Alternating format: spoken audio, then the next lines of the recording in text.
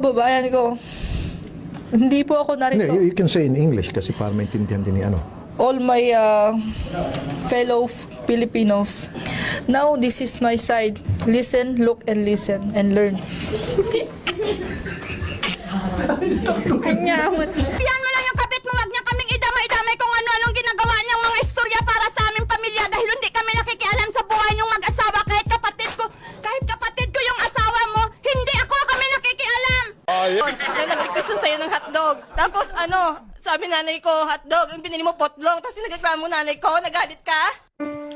Anong kailangan kong gawin upang malaman mo? Yung panty pala, ibalik mo. Paano ka pati magpapanty? damit. Akala ko ba lalaki ka? Dapat brief. Babae pa rin ako kahit ganito ako, nagpapanty ako. Dala ko po yung sinabi niya na bagong panty. Dala mo niya ngayon. Isusoli mo ngayon natin yung picture ni Mister. Okay? Ayan, picture.